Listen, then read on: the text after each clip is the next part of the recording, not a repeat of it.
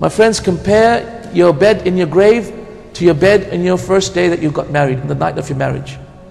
And in this time, in a couple of weeks back, I had the privilege of being in London when I was doing a filming for Islam Channel for this series. I was doing a series in the graveyards of the Muslims, and I was in the only Muslim graveyard in Europe. It's completely Muslim graveyard only, and it's called the Gardens of Peace. And in that graveyard, I went there, mashallah, it was a very beautiful place, and I had the privilege of actually going into one of the graves.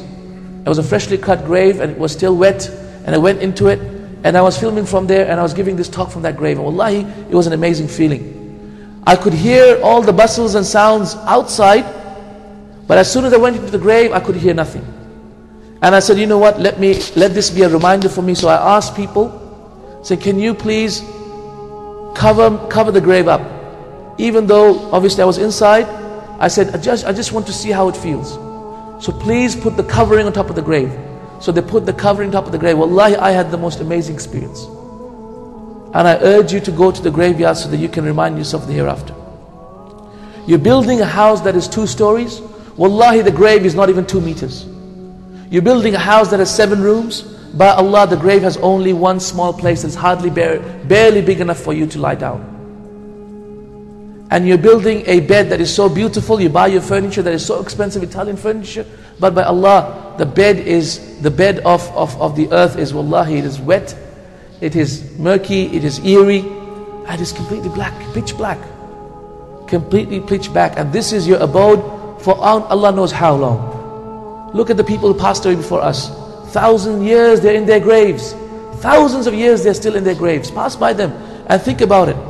Sometimes I used to pass by and say, subhanAllah, this man, he passed away in the year 1800 something. So subhanAllah, 2 centuries already, he's been in that grave. And he built a house in this world to live here for 30, 40 years, and in that grave he's in such a situation. My friends, truly, the grave is the first manabir al-akhirah, is the first status of the hereafter.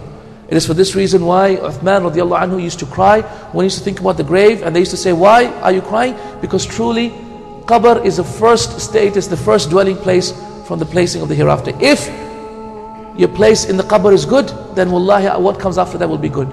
And if your place in the qabr is bad, what comes after it will be bad. Why? Because in the qabr you will have an evil man with you, or you'll have a good man with you. An evil man, a man all in black, is an authentic hadith in Bukhari, he is your evil deeds. Or a man completely in white who will be your companion in your grave, and that is your good deeds. You will also have a window in your grave that is towards your feet, and the window will be either a window from Jahannam or a window from Jannah. And so you'll be able to smell Jannah and be able to see the gardens that Allah has put for you in Jannah, or you'll be able to see the Jahannam and what is awaiting you in your grave.